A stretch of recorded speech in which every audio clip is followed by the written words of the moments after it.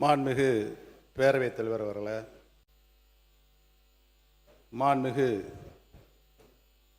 எதிர்க்கட்சி தலைவர் அவர்களுக்கும், மாண்புமிகு புதிதாக பொறுப்பேற்றுள்ள மாண்புமிகு முதலமைச்சர் அவர்கள் தலைமையிலான புதிய அரசுக்கும், இங்கே அமர்ந்திருக்கின்ற சக சட்டமன்ற உறுப்பினர்களுக்கும், எங்களின் பேச்சுக்களை கேட்டு ரசிக்க மாடத்தில் வந்து அமர்ந்திருக்கும் பார்வையாளர்கள் அனைவருக்கும் முதற்கண் எனது வணக்கத்தை தெரிவித்துக் கொண்டு எனது உரையை தொடங்குகிறேன்.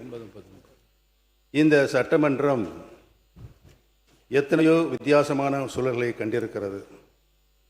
ஆனால் இந்த அரசு ஏற்படுத்தியிருக்கும் சூழல் என்பது வித்தியாசத்திலேயே வித்தியாசமானது. செய்வதை மட்டும்தான் சொல்வோம் என்று ஆணித்தரமாக அள்ளித்தெளித்த வாக்குறுதிகளை தாங்களும் மறந்து மக்களும் மறந்திருப்பார்கள் என்றெண்ணி தனது முதல் நிதிநிலை அறிக்கையும் வேளாண் நிதிநிலை அறிக்கையும் தாக்கல் செய்துள்ளது இந்த அரசு. அதிலும் பெயர் மாற்ற பட்டியல் போல் வெளியான இந்த நிதிநிலை அறிக்கை தேர்தலின் போது சொன்ன கஜானா காலி என்ற பிரச்சாரத்தை கேள்விக்குறியாக்கிவிட்டது. இதை பார்த்து ஆச்சரியக்குறியில் கூட விக்கித்து நிற்கின்ற சூழ்நிலை இன்றைக்கு ஏற்பட்டிருக்கிறது. இந்த அரசு ஆட்சி பொறுப்பேற்ற பின் அரங்கேறிய காட்சிகளை நான் திரும்பி பார்க்கிறேன். மாண்புமிகு முதலமைச்சர் அவர்கள் துறை ரீதியான ஆய்வுகளை மேற்கொண்டார்கள். பட்ஜெட்டுக்கு முன்னதாக மீண்டும் ஆய்வு செய்தார்கள். மாண்புமிகு அமைச்சரவை கூட்டம் நடந்தது. அதில் இந்த தேர்தல் அறிக்கையில் சொல்லப்பட்ட வாக்குறுதிகளுக்கான செயல் திட்டம் உருவாக்கப்பட்டுள்ளது என்ற செய்தியும் வெளியானது. அதற்கு வெற்றி தமிழக திட்டங்கள் என்றெல்லாம் அலங்காரமாய் பெயர் சூட்டப்பட்டு அறிக்கைகளாகவும் வெளிவந்தது. ஆனால் இப்போது தாக்கல் செய்யப்பட்டுள்ள நிதிநிலை அறிக்கையோ ஏமாற்றத்தின் வடிவமாக இருக்கிறது. திருப்புகின்ற பக்கமெல்லாம் நம்முடைய திராவிடல் மாடல் அரசின் சாதனை திட்டங்கள் தான் ஜொலித்து கொண்டிருக்கிறது. மக்கள் மனதில் நிலை கொண்டுள்ள எங்கள் தலைவர் முத்துவேல் கருணாநிதி ஸ்டாலின் அவர்கள் உருவாக்கிய திட்டங்களே புது உருகொண்டு நிற்கின்றன. இதில் புதிய அரசின் திட்டங்களை தேடுகிறேன் தேடிக்கொண்டே இருக்கிறேன். தேடுவது எனக்காக அல்ல, மக்களுக்காக. புதிய அரசு அமைந்திருக்கிறது.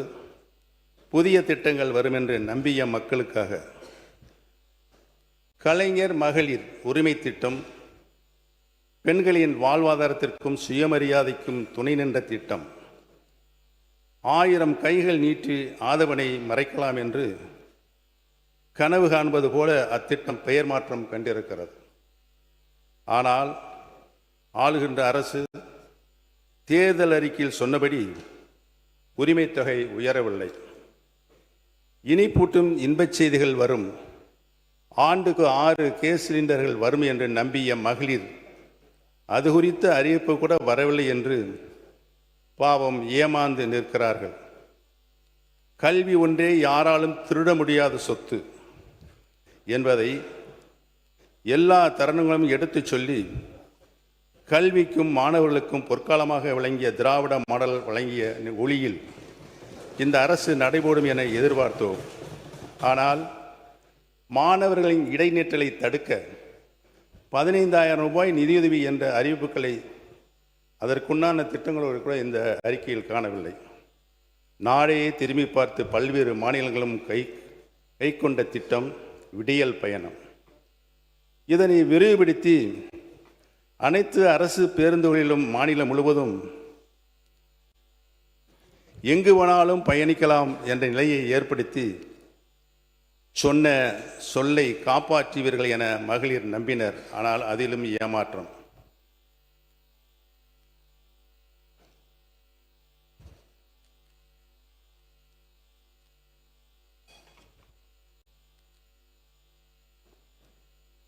இந்த பேரவையில் நான் ஒழித்துக் கொண்டிருக்கிறேன். செய்யாமல் விட்டுவிட்டதை சுட்டி காட்டுகிறேன். மாண்புமிகு பேரவைத் தலைவர்களே, நல்லதும் மாற்றம்தான், கெட்டதும் மாற்றம்தான். எதிர்பார்த்து வாக்களித்த தமிழ்நாட்டு மக்களுக்கு கிடைத்துள்ளதோ பெருத்த ஏமாற்றம்தான். மொத்தத்தில் முதல் நிதிநிலை அறிக்கை மாண்புமிகு பேரவைத் தலைவர் அவர்களே, மாண்புமிகு அமைச்சர் அண்ணன் செங்கோட்டையன் அவர்கள் நன்றாகவே தெரியும் அனைவருக்கும்.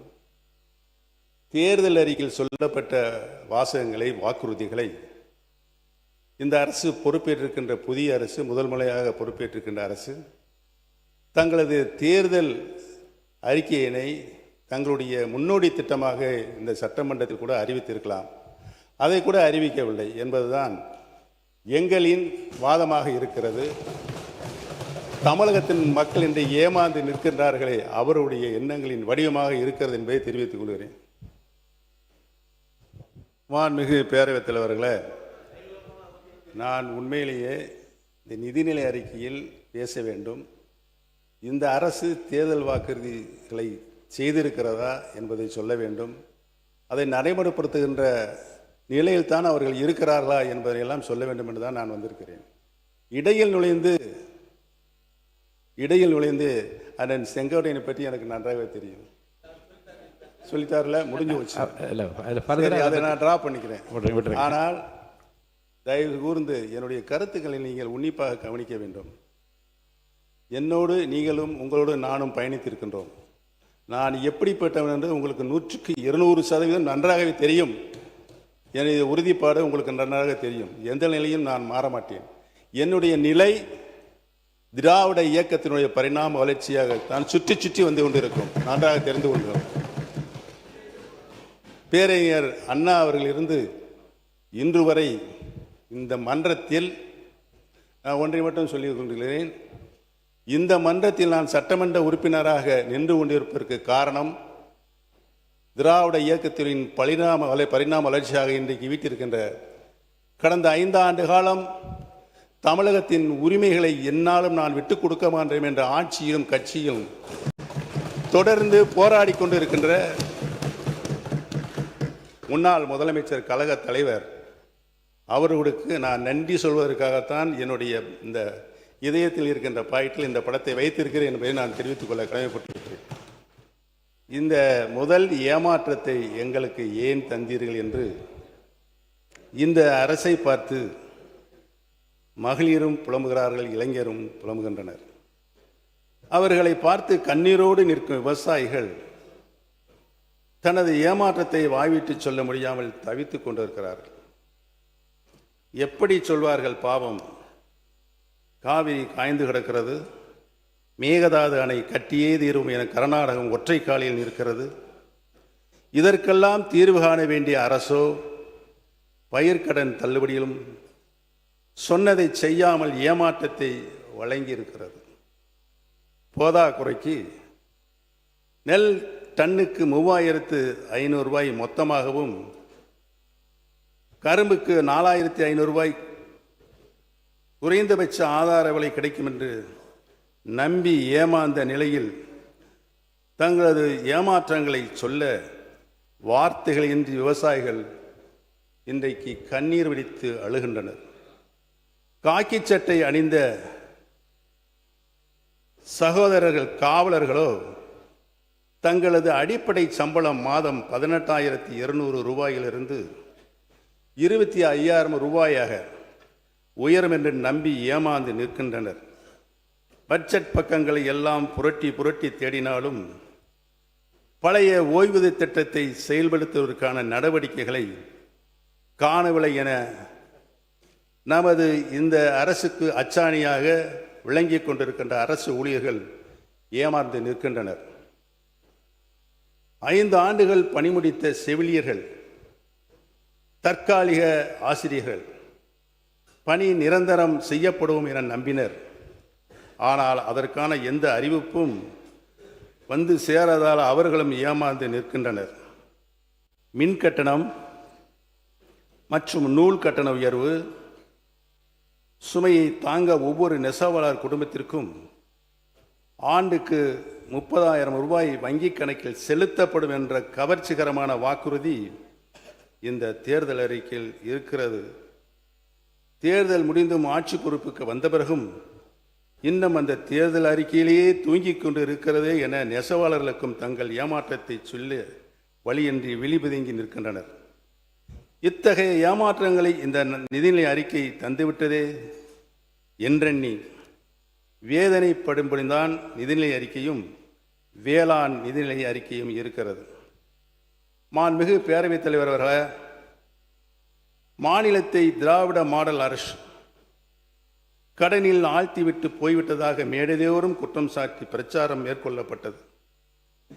இன்றைக்கு புதிய அரசின் நிதித்துறை செயலாளர் என்ன சொல்கிறார்? கடன் வாங்காமல் அடுத்த 50 ஆண்டுகளுக்கு யாரும் ஆட்சி செய்ய முடியாது என்கின்றார். நான் ஏன் இதை குறிப்பிடுகிறேன் என்று சொன்னால், தேர்தல் பிரச்சார மேடைகளில் சாட்டிய குற்றச்சாட்டு முதல் நிதிநிலை அறிக்கையிலேயே தவறானது என்பது மாண்புமிகு முதலமைச்சருக்கு இந்நேரம் தெரிய வந்திருக்கும் என்று நான் நினைக்கிறேன். இப்போது புதிய அரசின் முதல் திருத்தப்பட்ட நிதிநிலை அறிக்கை 2026-2027 உள்ள கடன் 10,00,000 கோடியே 71,770.34 கோடி ரூபாய். அதாவது 10,00,000 கோடியே 71,770,770.34 கோடி ரூபாய். அதாவது மாநில மொத்த உள்நாட்டு உற்பத்தி மதிப்பில் நிலுவையில் உள்ள மொத்த கடன் விகிதம் 26.12%. புதிய அரசு பொறுப்பேற்று 93 நாட்கள் ஆகிறது. இந்த திருத்தப்பட்ட நிதிநிலை அறிக்கையில் சொல்லப்பட்டுள்ள கடன் 10,00,000 கோடியே 98,768 கோடி ரூபாய். அதாவது 27.01%. நான் ஏன் இதை சொல்கிறேன் என்றால், ஒரு அரசு கடன் வாங்காமல் இருக்க முடியாது. ஆனால் கடன்களால் எத்தனை திட்டங்கள் நம் மாநிலத்திற்கு கொண்டு வந்து சேர்த்து இருக்கிறது என்பதைத்தான் நாம் எண்ண வேண்டும். எப்படி பொருளாதார வளர்ச்சிக்கு இந்த கடன் துணை நின்றது என்பதைத்தான் நாம் பார்க்க வேண்டுமே தவிர, வீணாக கடன் வாங்கிவிட்டார்கள் என்று கூறி ஒரு பொறுப்பான நிதி மேலாண்மையை செய்த எங்கள் முன்னாள் முதலமைச்சர் தளபதி மு க ஸ்டாலின் அவர்களை குறை சொல்லக்கூடாது என்பதற்காகத்தான் இதை சுட்டி காட்டுகிறேன். அது மட்டுமின்றி கடன் வாங்குவது அரசின் இஷ்டத்திற்கு செய்ய முடியாது. அதற்கும் அரசுக்கு பொறுப்பை நிர்ணயிக்கின்ற ஒரு சட்டம் இருக்கிறது. அதுதான் 2003ஆம் ஆண்டு தமிழ்நாடு நிதிநிலை நிர்வாக பொறுப்புடைமை சட்டம். அந்த சட்டத்தை மீறி அந்த சட்டம் வகுத்து கொடுத்துள்ள எல்லைக்கோட்டை தாண்டி யாரும் கடன் வாங்க முடியாது. இந்த அரசும் வாங்க முடியாது என்பதை மேடை பிரச்சாரத்தை முடித்துவிட்டு ஆட்சி பொறுப்புக்கு வந்துள்ள மாண்புமிகு முதலமைச்சரும் இந்நேரம் உணர்ந்திருப்பார் என நான் உறுதியாக நம்புகிறேன். வளர்ச்சி விகிதத்தில் தமிழ்நாட்டில் நாட்டின் முன்னணி மாநிலமாக உயர்த்திய கடந்த திராவிட மாடல் அரசின் இடைக்கால நிதிநிலை அறிக்கை மாநிலத்தின் சொந்த வருவாயை உயர்த்தி உற்பத்தி முதலீடுகளை அதிகரித்து நீடித்த வளர்ச்சியை நோக்கிய தெளிவான நிதி அணுகுமுறையை முன்வைத்தது. ஆனால் தற்போதைய அரசின் திருத்தப்பட்ட நிதிநிலை அறிக்கை அந்த பாதையை தொடர தவறியிருக்கிறது என்பதை நான் இங்கு சுட்டிக்காட்ட கடமைப்பட்டிருக்கிறேன். உயர வேண்டிய சொந்த வருவாய் குறைந்துள்ளது. மாநிலத்தின் சொந்த வரி வருவாய் கணிப்பு 2839 கோடி ரூபாய் குறைக்கப்பட்டிருக்கிறது. அதாவது தமிழ்நாட்டை தற்சார்பாக்குவோம் என்று கூறிய இந்த அரசு நடைமுறையில் மாநிலத்தின் வருவாய் ஈட்டும் திறனையே பலவீனப்படுத்தியிருக்கிறது. இதைவிட கவலை அளிப்பது என்னவென்றால், மாநிலத்தின் வரி மற்றும் வரியில்லா வருவாயை உயர்த்துவதற்கான புதிய சிந்தனையோ புதிய திட்டமோ புதிய அணுகுமுறையோ இந்த நிதிநிலை அறிக்கையில் எங்கும் காணப்படவில்லை. வெள்ளை அறிக்கையில் முந்தைய அரசின் வருவாய் திரட்டும் திறனை கடுமையாக விமர்சித்தவர்கள் இன்று அதைவிட மேம்பட்ட வருவாய் ஈட்டும் செயல் திட்டம் என்ன என்பதை இந்த அவையில் விளக்கவே இல்லை. அது மட்டுமல்ல, ஒன்றிய அரசிடமிருந்து தமிழ்நாட்டிற்கு கிடைக்க வேண்டிய நிதி பகிர்வு என்பது நமது நாட்டின் உரிமை, நமது தமிழ்நாட்டின் உரிமை. நமது மக்கள் கட்டும் வரிப்பணத்திற்கான உரிய பங்கைத்தான் நாம் தொடர்ந்து கேட்கின்றோம். நிதி பகிர்வும் அதிகார பகிர்வும் திராவிட முன்னேற்ற கழகம் தொடர்ந்து முன்வைத்து வரும் உயர்கொள்கைகள். அதைத்தான் மாநிலத்தில் சுயாட்சி, மத்தியில் கூட்டாட்சி என்ற 50 முழக்கங்களில் ஒன்றாக நமக்கு படித்து தந்தார் கலைஞர் அவர்கள். இந்த கொள்கையை பேரறிஞர் அண்ணா நம்முள் விதைத்தார். முத்தமிழறிஞர் கலைஞர் ஆழமாக வளர்த்தார். திராவிட நாயகர் முத்துவேல் கருணாநிதி ஸ்டாலின் அதற்காக சமரசமின்றி தொடர்ந்து போராடி கொண்டு வருகிறார்.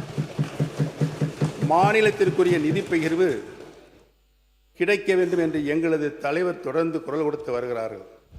ஆனால் இந்த நிதி பகிர்வு போதுமானதாக இல்லை என்ற உண்மையை கூட இந்த அரசின் நிதிநிலை அறிக்கையில் சுட்டிக்காட்டவில்லை. மொத்த வருவாய் உயர்வு மாநிலத்தின் முயற்சியால் அல்ல, ஒன்றிய அரசிடமிருந்து எதிர்பார்க்கப்படும் கூடுதல் மானியங்களால் ஏற்பட்டுள்ளது. அந்த மானியங்களும் முந்தைய திமுக அரசு தொடர்ந்து வலியுறுத்தி போராடி பெற்ற தமிழ்நாட்டின் உரிமை தொகைகளை என்பதை அழுத்தமாக பதிவு செய்ய விரும்புகிறேன்.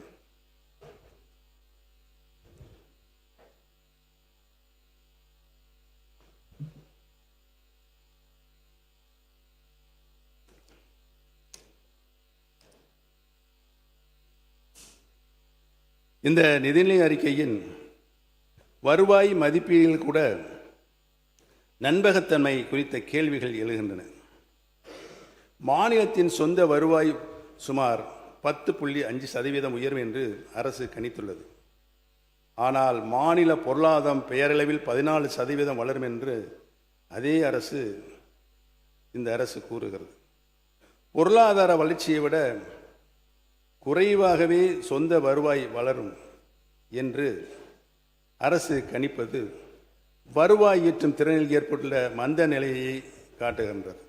மேலும் கடந்த ஆண்டில் இருந்த 17.4% வருவாய் வளர்ச்சியை விட இந்த ஆண்டின் கணிப்பு குறைவாகவே உள்ளது. எனவே இந்த வருவாய் மதிப்பீடுகளின் நம்பகத்தன்மை பற்றிய சந்தேகம் எழுகிறது.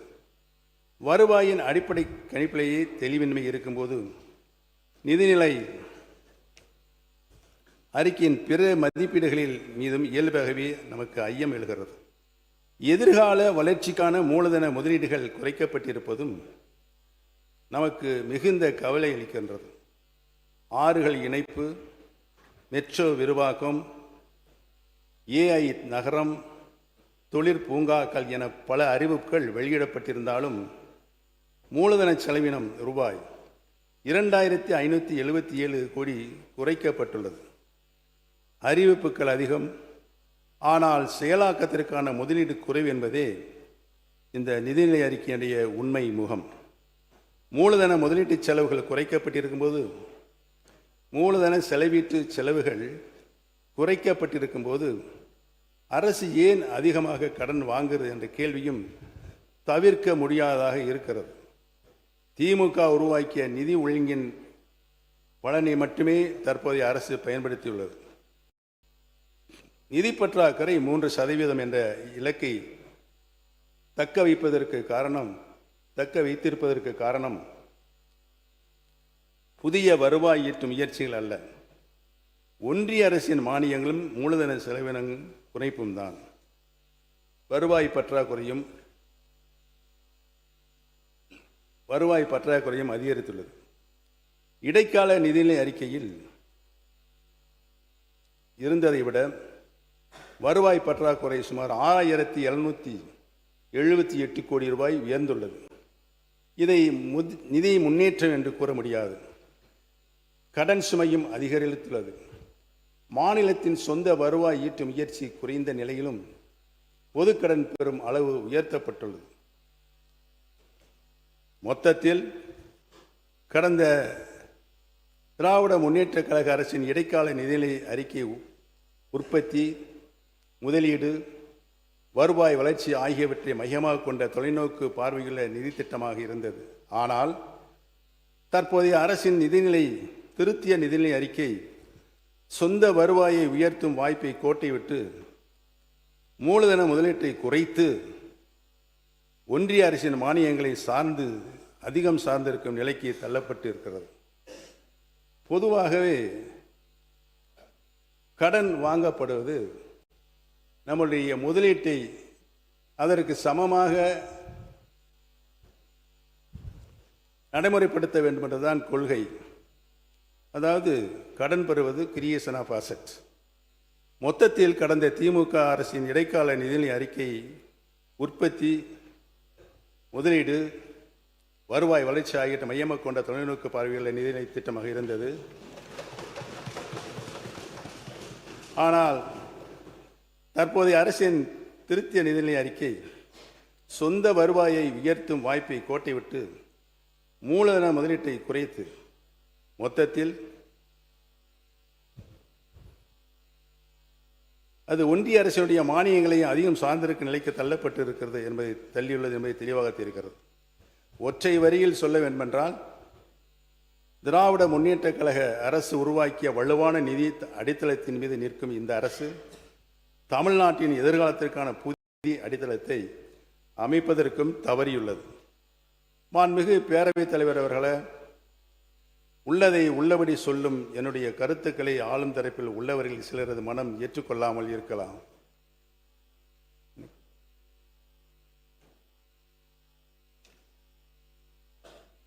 பலரது மனம் ஏற்றுக்கொண்டாலும் அதை வெளிப்படுத்த தயங்கலாம். இருக்கிறது எங்களை தற்காத்து கொள்ளும் வாதம் என ஆட்சி பொறுப்பில் உள்ள ஆளும் கட்சியினர் இங்கே ஒரு வாதத்தை வைக்கக்கூடும். நாங்கள் வந்து 100 நாட்கள் கூட ஆகவில்லையே என்று அவர்கள் சொல்லக்கூடும். எங்களுக்கு கால அவகாசம் கொடுங்கள் என்று கேட்கக்கூடும். அவர்களின் கோரிக்கையை நான் எதிர்க்கவில்லை. ஆனால் உள்ளதை உள்ளபடி சொல்ல வேண்டுமல்லவா? ஒரு செயலை ஒருவர் செய்ய வேண்டுமென்றால் முதலில் அவரிடம் அதற்கான முனைப்பு இருக்க வேண்டும். இந்த ஆட்சி ஏற்பட்ட பிறகு ஆளுநர் உரை நிகழ்ந்துவிட்டது, நிதிநிலை அறிக்கை தாக்கலாகிவிட்டது, வேளாண் நிதிநிலை அறிக்கை வாசித்தாகிவிட்டது. ஆனால் இவற்றில் எங்காவது ஆளும் அரசின் தேர்தல் அறிக்கைகளை நிறைவேற்றுவதற்கான அறிகுறிகள் தென்படுகிறதா? இல்லை. திராவிட மாடல் திட்டங்களின் விரிவாக்கம் தானே எங்கும் இருக்கிறது. இதனை யார் ஏற்க மறுத்தாலும் இதுதான் மக்கள் காணும் உண்மை. திராவிட மாடலின் திட்டங்கள் கடக்க முடியாது. மக்கள் நலனில் முத்துவேல் கருணாநிதி ஸ்டாலினை விஞ்சி யாரும்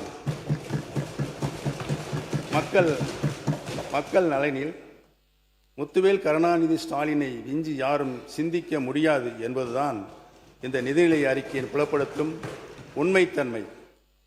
திக்கட்டும் ஒளிவீசும் திராவிட மாடல் திட்டங்களின் மறுபதிப்புத்தான் இந்த அரசினுடைய முதல் நிதிநிலை அறிக்கை, பட்ஜெட்.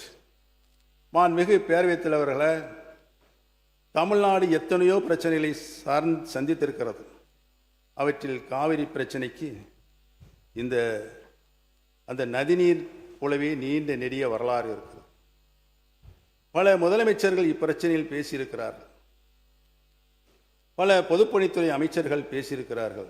ஆனால் பேச்சுவார்த்தை எல்லாமே கால நீராக நிலையில்தான், கர்நாடகம் எதற்குமே அசைந்து கொடுக்காத நிலையில்தான் நாம் நீதிமன்றங்களின் உதவியை நம்பியிருக்கிறோம். முதலில் அண்டை மாநிலம் அன்போடு பேச வேண்டும், இரு மாநில மக்களும் சுமூக சூழ்நிலையில் பிரச்சனைக்கு தீர்வு காண வேண்டும் என முழு முயற்சி மேற்கொண்டது திராவிட முன்னேற்ற கழகம்தான்.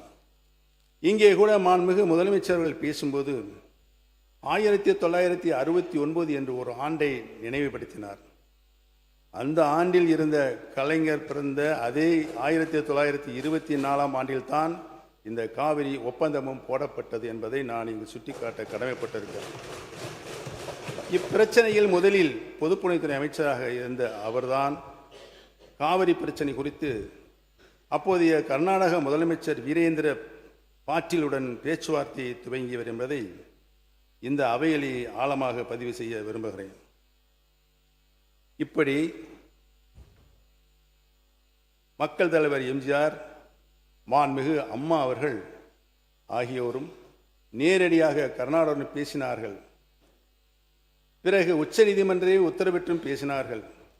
ஆனால் தமிழ்நாட்டின் நீர் உரிமையை, நம் விவசாயிகளின் உரிமையை பற்றி கர்நாடக அரசு ஒரு சுமூகமான மனநிலையில் பேச முன்வராத காரணத்தினால்தான் நாம் பேச்சுவார்த்தை என்பதை விட்டு நடுவர் மன்றம், உச்ச நீதிமன்றம் என்று நாடத் தொடங்கினோம்.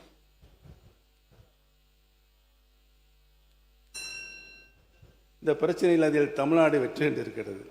கொஞ்சம் ஸ்பீடாக போனால் மாண்புமிகு பேரவைத் தலைவர்கள் ஸ்பீட் பிரேக் போகிறீங்க, கொஞ்சம் பார்த்துக்க. இடைக்கால தீர்ப்பையும் பெற்றோம். அதை செயல்படுத்த பிரதமர் தலைமையிலான ஆணையத்தையும் பெற்றோம். பிறகு நடுவர் மன்றத்தின் இறுதி தீர்ப்பையும் நாம் பெற்றோம். அதை உச்ச நீதிமன்றமே உறுதி செய்தது. அதற்கு உச்ச நீதிமன்றத்தினுடைய இறுதி தீர்ப்புக்கும் அரசாணையும் பெற்றோம். தீர்ப்பை செயல்படுத்த ஒரு திட்டத்தையும் பெற்றோம். அத்திட்டத்தின்படி தண்ணீர் திறந்துவிட ஒரு அமைப்பையும் நாம் பெற்றோம். அப்படி பெறப்பட்ட அமைப்பு தான் தற்போது இருக்கின்ற காவிரி மேலாண்மை ஆணையம், அன்று காவிரி மற்றும் காவிரி நீர் ஒழுங்காற்று குழு. இப்போது நம்மிடம் இருக்கும் காவிரி உரிமை சட்டப்படியான உச்ச நீதிமன்றத்தால் இறுதியும் செய்யப்பட்ட உரிமை.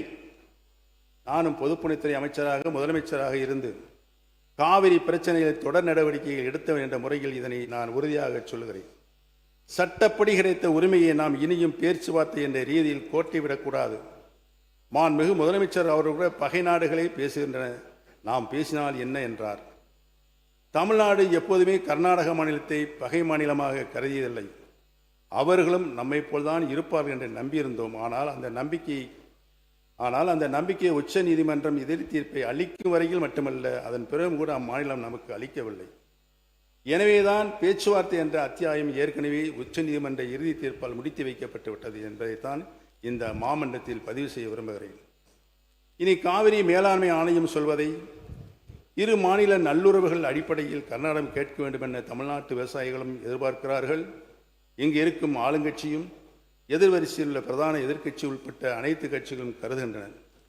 இந்த சூழ்நிலையில் பேச்சுவார்த்தை என புறப்படுவது நமக்குள்ள காவிரி நதிநீர் உரிமையை மீண்டும் பேச்சுவார்த்தை வரம்பிற்குள் கொண்டு வருவதாகும். அது நம் விவசாயிகளுக்கும் நல்லதில்லை, நாம் பெற்ற உரிமைகளுக்கும் நல்லதில்லை என்பதை நான் தெரிவித்துக் கொள்கிறேன். மாண்புமிகு பேரவைத் தலைவர் அவர்களே, காவிரி நீர் போல இன்னொரு அச்சுறுத்தல் மேகதாது அணை. இந்த அணையை கட்ட இதுவரை ஒன்றிய அரசு அனுமதி கொடுக்கவில்லை. இங்கே ஆட்சி பொறுப்பில் இருந்த திராவிட முன்னேற்ற கழகமாக இருந்தாலும்,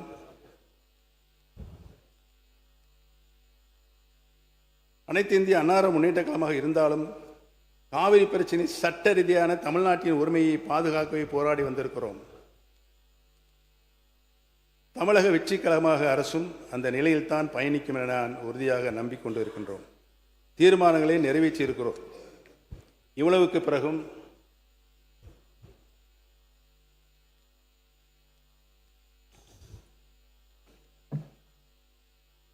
இவ்வளவுக்கு பிறகு கர்நாடக மாநில மேகதாது அணை கட்ட விரிவான திட்ட அறிக்கையை தயாரிக்கலாம் என 2018 ஒன்றிய நீர்வளத்துறை ஆணையம் அனுமதி அளித்தது.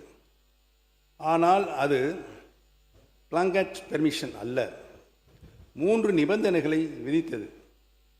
22/11/2018 கடிதத்தை எடுத்து படித்து பார்த்தால் உங்களுக்கு எல்லாம் தெரியும்.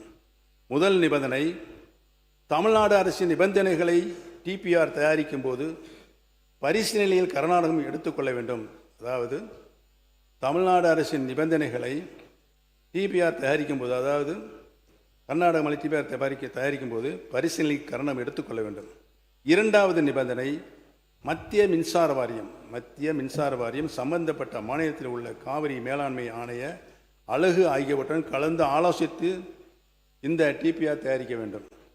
மூன்றாவது நிபந்தனை, இப்படி கர்நாடகம் தயாரிக்கும் விரிவான திட்ட அறிக்கையை பரிசீலனை செய்வதற்கு காவிரி மேலாண்மை ஆணையத்தின் ஒப்புதல் முக்கியம்.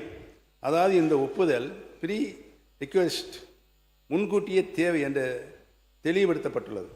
நிபந்தனையுடன் டிபிஆர் தயாரிக்க அனுமதி வழங்கப்பட்டுள்ளதாலும் ஒன்றிய நீர்வளத்துறை ஆணையம் ஒரு எக்ஸ்பர்ட் பாடி என்பதாலும் இப்போதைக்கு உச்சநீதிமன்றம் தலையிட விரும்பலை என கூறியது.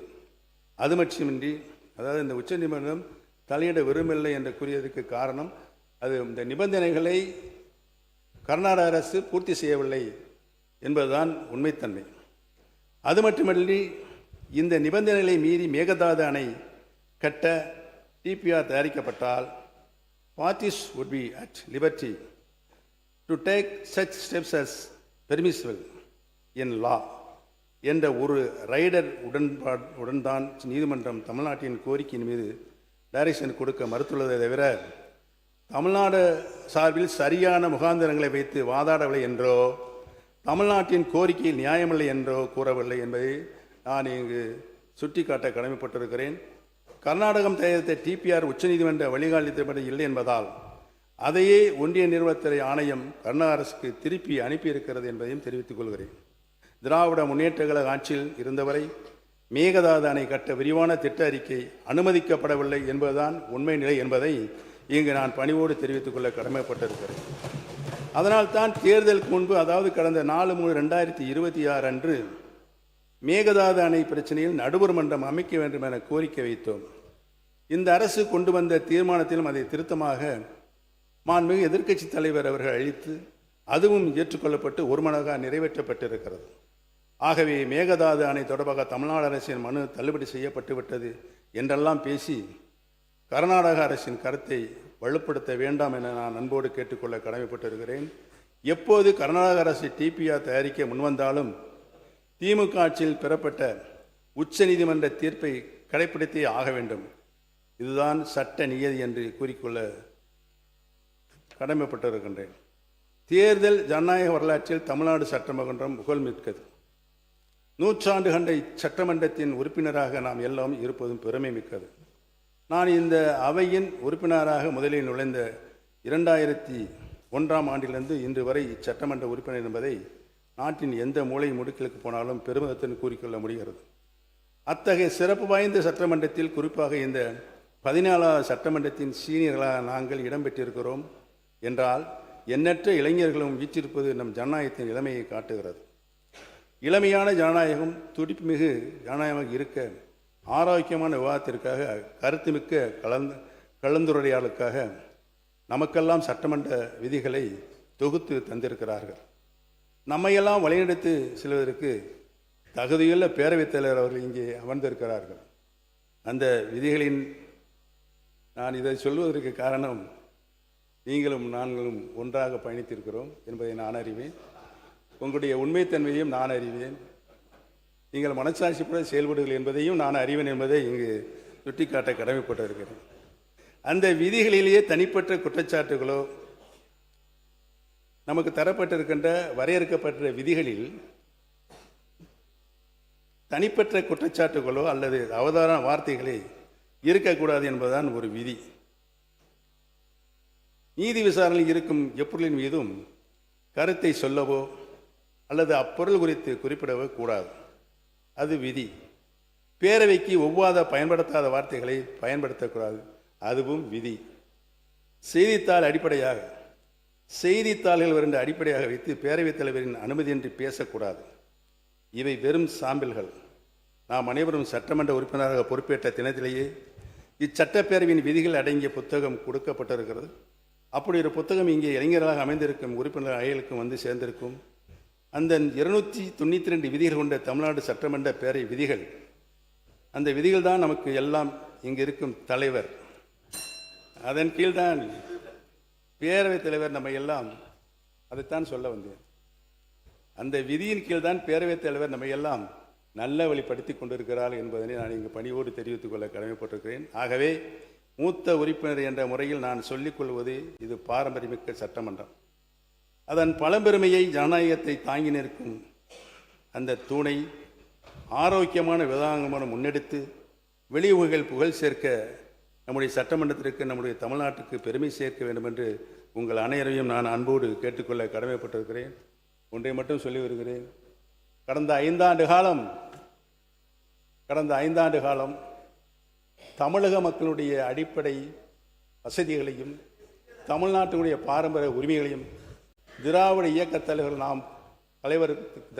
தலைவர்கள் நமக்கு பெற்றுத்தந்த உரிமைகளை காப்பாற்றுகின்ற ஒரே நோக்கத்தோடு தான் நாம் செல்ல வேண்டுமே தவிர வேறு எந்த நோக்கமும் நமக்கு இருக்கக்கூடாது என்பதை சொல்லி, இவ்வளவு தூரம் பொறுமையாக கேட்ட சட்டமன்ற உறுப்பினர், அமைச்சர்கள் உட்பட சட்டமன்ற உறுப்பினர்களுக்கும் மாண்புமிகு பேரவைத் தலைவருக்கும் என்னுடைய நன்றியை தெரிவித்து அமைகிறேன். நன்றி, வணக்கம்.